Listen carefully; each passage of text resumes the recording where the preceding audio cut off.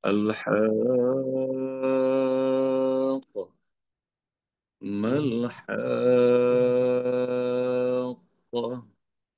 وما أدراك ما الحاقة كذبت ثمود وعاد بالقارعة.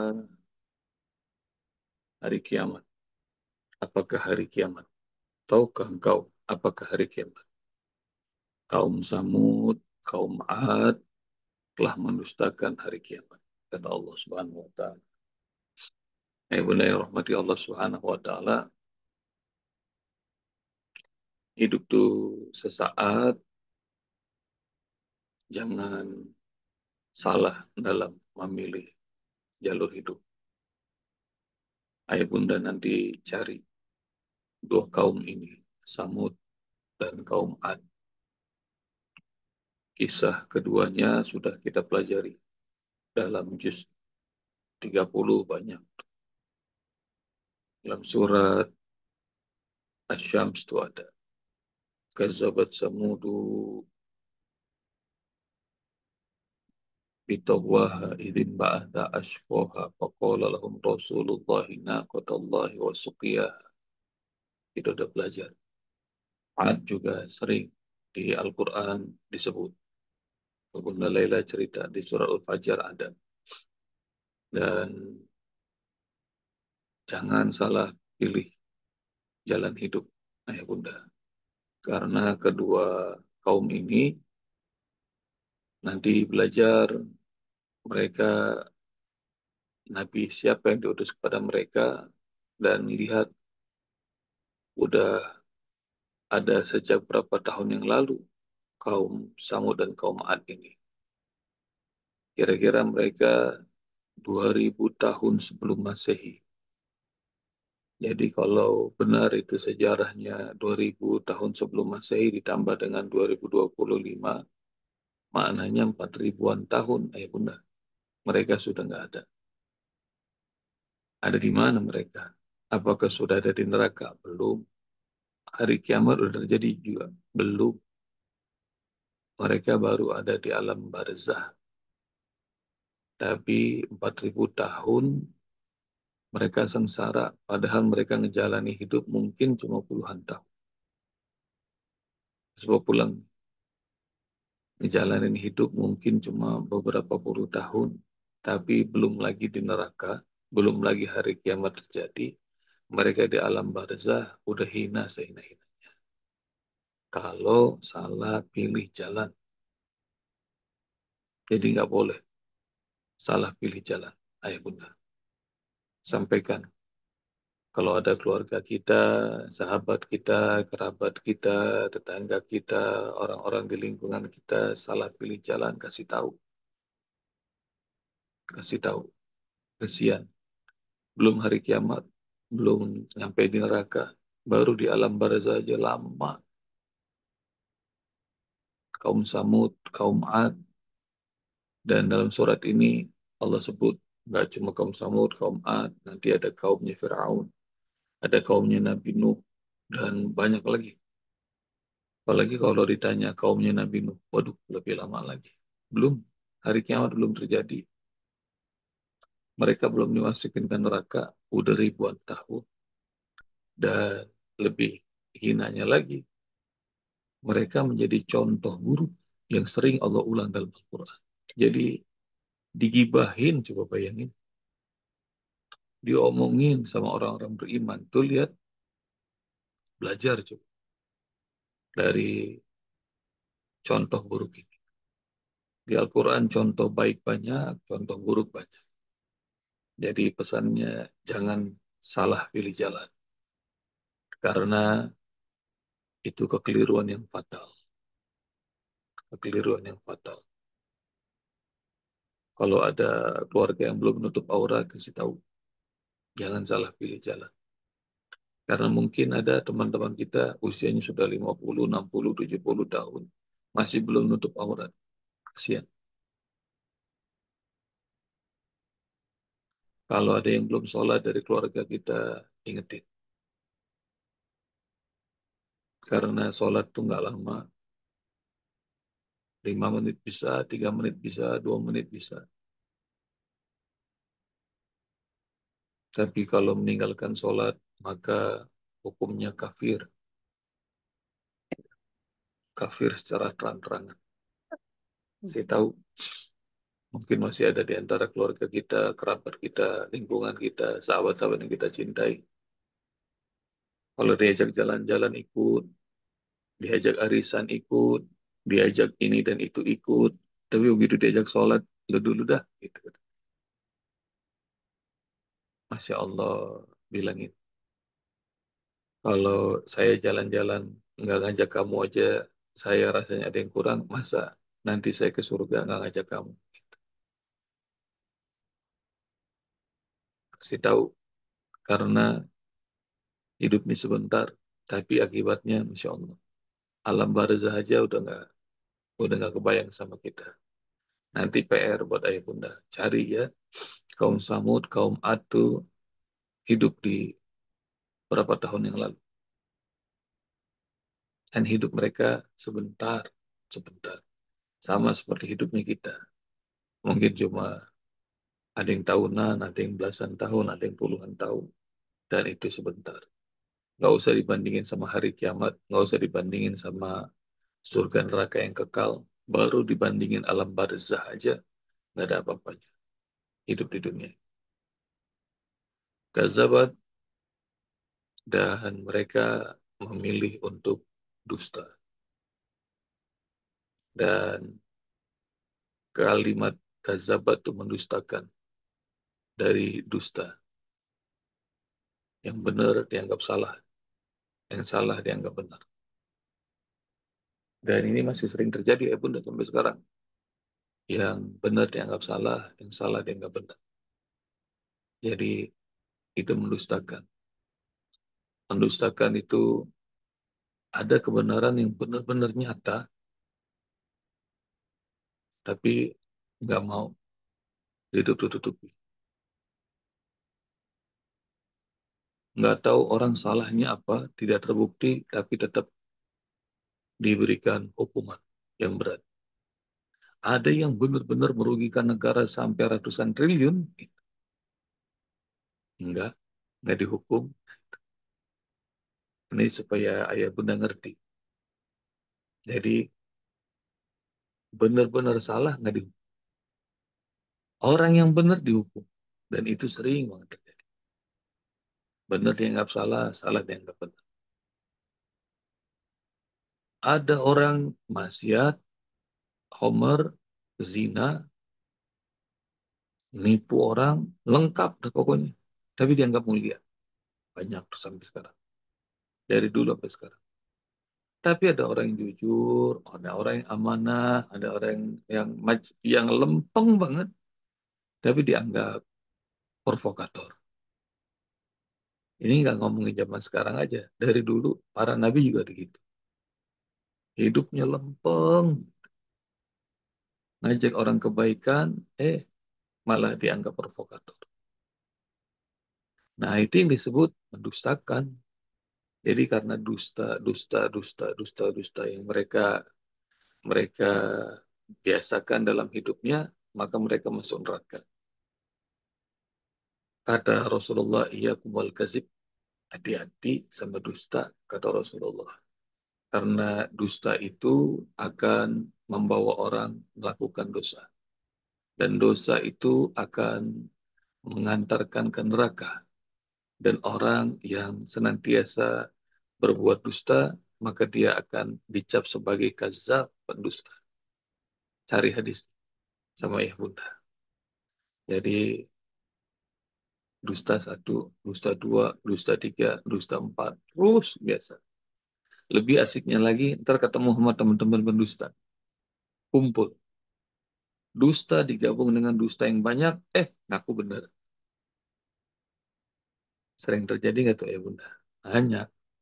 Ini satu korupsi, ngajak temennya korupsi, korupsi, korupsi, korupsi. Ada ratusan, ada ribuan orang korupsi. Tiba-tiba ada yang satu jujur. Maka semua para koruptor pendusta itu menuduh yang jujur inilah korup koruptor sebenarnya. Nah itu begitu tuh. Dan itu yang kata kata Rasulullah, hati-hati sama dusta. Dusta itu akan menyeret kalian jadi gemar melakukan keburukan. Nggak malu-malu lagi. Nggak pakai tedeng aling-aling lagi.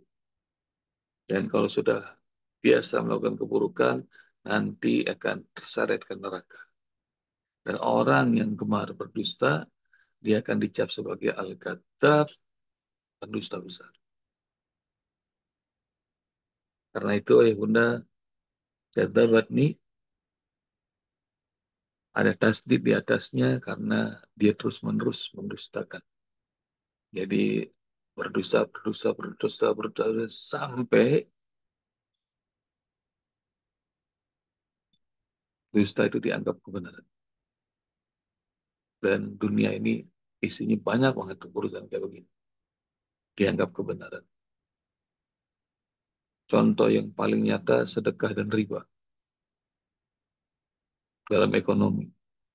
Udah tahu dari dulu yang namanya riba itu menyengsarakan. Oh, tapi kalau nggak pakai bunga, mana jalan ekonomi ini? Gitu. Ayah bunda nanti cari dalam surat Rum, surat 30. Allah Subhanahu wa taala bilang, "Wa ma atakum min riba liyarbu fi amwalin nas fala yarbu indallah, wa ma ataitum min zakat turiduna wajhallah, fa ulaika humul mudhifun." Sistem ekonomi apapun yang kalian upayakan dengan cara riba, kalian mengira itu akan menumbuh kembangkan harta manusia, itu tidak bakal bertumbuh di sisi Allah.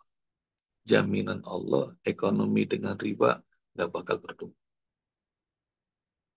Tapi apapun yang kalian kerjakan, ekonomi berbasiskan sedekah, zakat, yang kalian lakukan demi mencari ridha Allah, itu yang akan berlipat ganda secara cepat. Allah udah kasih tahu, dan sudah banyak kaum umat yang mengerjakannya. Riba itu membinasakan, tapi sama kita ulang-ulang terus. Dan Allah sudah beritahu bahwa zakat itu menumbuh kembangkan harta. Dan bahkan sudah banyak dilakukan oleh orang-orang soleh di komunitas-komunitas orang soleh. Sedekah, zakat membawa keberkahan, ekonomi berkelimpahan. Tapi enggak melihat zakat, sedekah tumbuh, bukannya bahagia, malah diberantas. Melihat riba ini sedikit, malah didukung. Itu manusia. Kazabat, senang. Yang bohong dibilang benar, yang benar dibilang bohong. Samudu wa'adum bil qariyah. Singkatnya ya bunda, dua kaum ini adalah kaum yang hebat dalam sejarah. Nanti ayah bunda belajar lagi. Kaum Samud, kaum Ad, pencapaiannya hebat. Dan biasanya orang-orang yang sudah statusnya mapan, well established, nah biasanya begitu.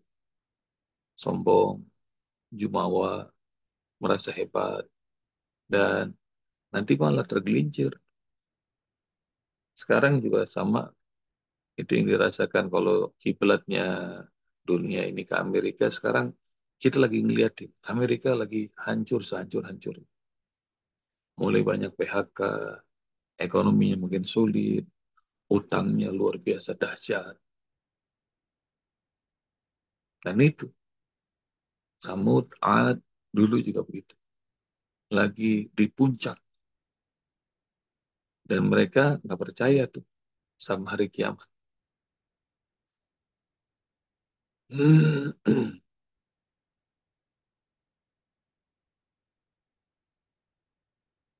Habis waktunya. Masih, Usbob, 4 menit lagi. Belum, Ya, ada Musbab. 4 menit, Usbob. Bos. Kaum Samud, kaum Ad, Fir'aun, Dan banyak kaum lagi Allah binasakan saat mereka di puncak performanya. Termasuk umat Islam kejayaannya setelah 7 abad menaklukkan Eropa, Allah hancurkan saat lagi di puncak-puncaknya.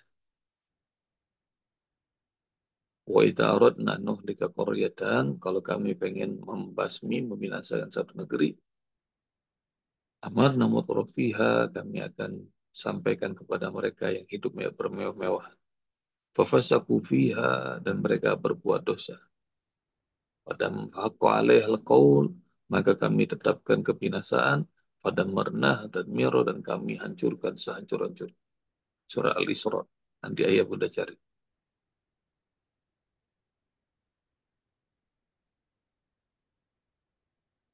Jadi semua kita ini pengen, kalau ditanya siapa yang mau kaya, semuanya mau kaya insya Allah.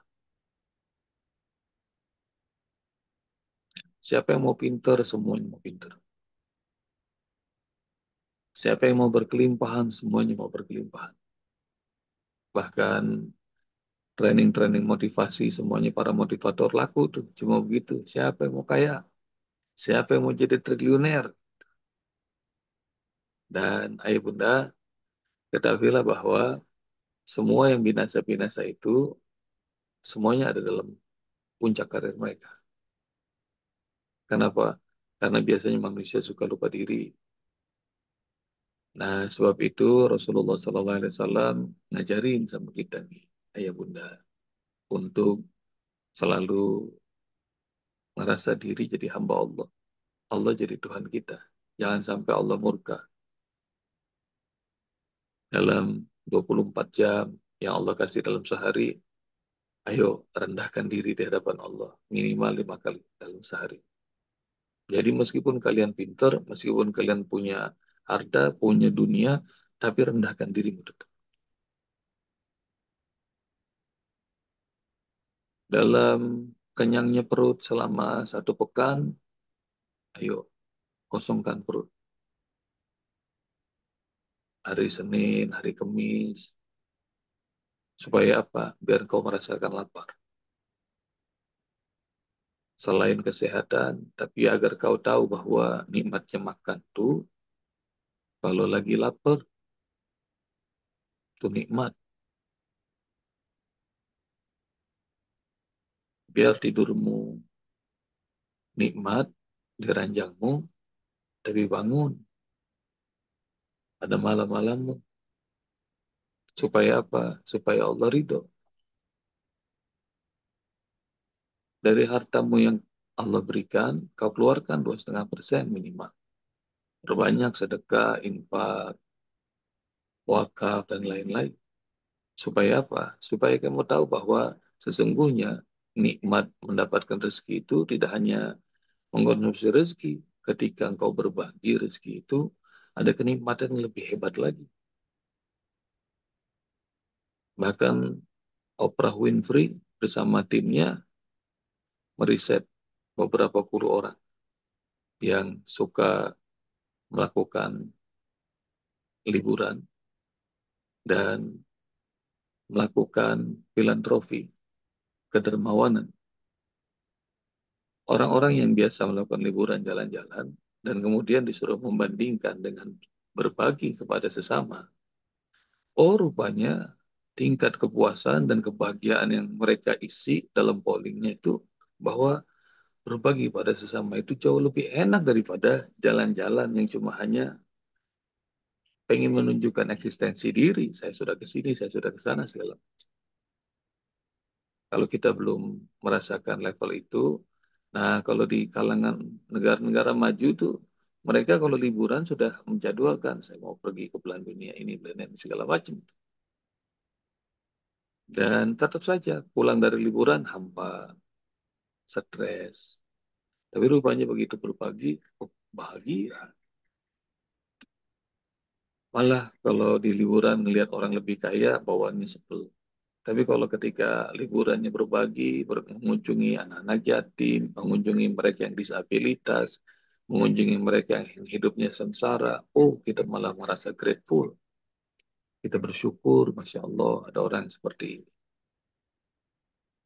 Jadi, enggak. Jangan selalu ngerasa di puncak karena enggak ada tuh puncak. Boleh jadi apa yang kau anggap dirimu di puncak, masih ada gunung-gunung yang lebih tinggi lagi yang belum pernah kau datang. Tapi kalau ngerasa itu di bawah, selalu ngerasa nol di hadapan Allah, nah itu yang selamat. Ayah bunda nanti lihat bagaimana Allah ngajarin Rasul dan umat ini selalu nol supaya nggak dimurkai Allah. Dalam surat Nasr, surat yang pendek sering kita baca dalam sholat. Idza jaa nasrullahi wal fath wa ra'aitan nasa yadkhuluna fi dinillah afwaja fasabbih bihamdi rabbika wastaghfir innahu kana tawwaba. Kota Mekah yang didambakan Rasulullah itu Allah mudahkan, ditaklukkan nyaris tanpa peperangan.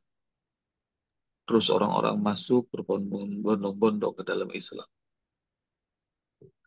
Kalau Rasulullah mau, Rasul bantai itu mereka orang-orang Mekah. Kalau Rasulullah mau, maka Rasulullah bisa melakukan pesta 7 hari 7 malam di kota Mekah. Tapi lihat bagaimana Allah ajari. Fasabbi bihamdi rabbika wastaghfirhu. Tasbih, tahmid, istighfar. Innahu kana tawwaba, karena Allah maha menerima taubat. Bukan. Menaklukkan Mekah ini bukan prestasimu Muhammad. Kau disuruh istighfar sama Allah Subhanahu wa taala? Iya. Karena banyak orang yang begitu menerima jabatan lupa. Sudah melakukan sumpah jabatan tergelincir. Istighfar itu astagfirullahalazim, astagfirullahalazim. Selalu ngerasa salah, rasa hilaf, evaluasi diri selalu nol. Jadi nggak pernah ngerasa diri di puncak.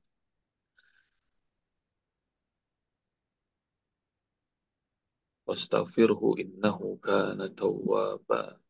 Dan itu jadi nikmatnya hidup nih, ayah bunda. Supaya nggak terulang. Seperti kaum Samud, kaum Ad, yang jumawa, lupa segala-gala. Lupa tentang hari pembalasan. Maka meski sekaya apapun kita, sehebat apapun prestasi kita, setinggi apapun jabatan kita, sholat 5 waktu perlu. Berbagi kepada sesama perlu. Beristighfar perlu. Yakin terhadap hari kiamat perlu. Dan taat sama Allah dan Rasulnya mutlak. Supaya nggak keliru jalan. Belum lagi hari kiamat, belum lagi masuk neraka yang selama-lamanya. Kaum Ad dan kaum Samud udah ribuan tahun nyesel milih jalan. Semoga Allah Subhanahu wa taala senantiasa bimbing kita untuk berada di jalan yang lurus. Jazakumullah khairan. Sampai jumpa. Assalamualaikum warahmatullahi wabarakatuh. Waalaikumsalam Waalaikumsalam warahmatullahi warahmatullahi wabarakatuh. wabarakatuh. Terima kasih. Jazakallah Jazakallah khairan. khairan. Semoga berkah